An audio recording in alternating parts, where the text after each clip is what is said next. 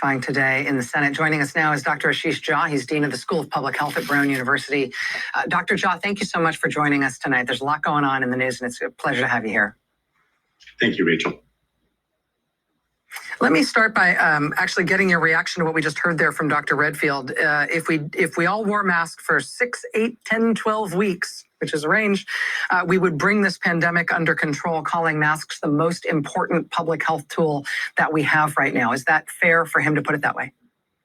Yeah, it's clearly a very important public health tool. So if everybody wore masks, 90% of Americans wore masks, let's say for sort of like 10 to 12 weeks, it would make a massive difference.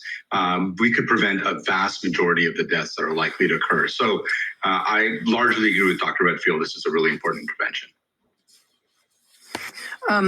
This comes at the same time that we have learned that the White House has dropped its private recommendations to states that are in trouble, to states that are having rising infection numbers.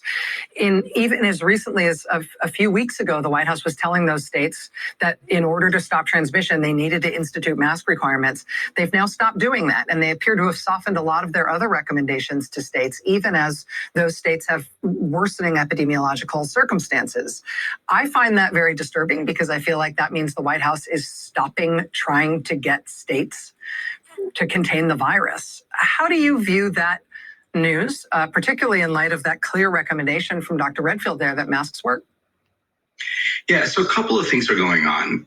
One is the arrival of Dr. Scott Atlas. So, there's plenty of disagreement and discussions within the public health community about the right way to handle the pandemic. But Dr. Atlas holds views that are not within the mainstream. Nobody believes in the things that he believes in. So he's not a contrarian. He's just completely out of the mainstream in his views. His arrival to the White House has meant that these really sensible guidelines that the White House was secretly sharing with states, which states were, by the way, passing on to many of us and saying, these look pretty good, don't you think they're right?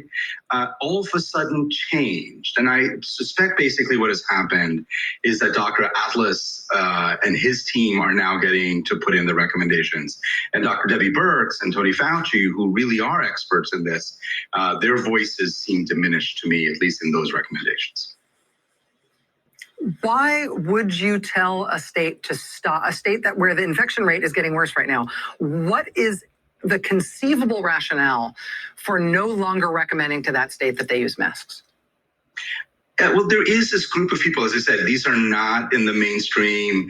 They're not even just contrarians that we look at and say, well, they have some unusual views. These people I think they don't know what they're talking about. They really do believe that the idea here is let's get everybody infected. And, we have robust debates about whether 1 or 2 or 6 million people would die from a herd immunity approach. But everybody agrees it would be awful. It is a terrible strategy. There's no one I know who is a serious person in this area who actually thinks that anything resembling herd immunity is even remotely reasonable. My sense is Dr. Atlas believes it, and that's what's driving the White House recommendations. I obviously don't know for sure, but that's what I'm guessing.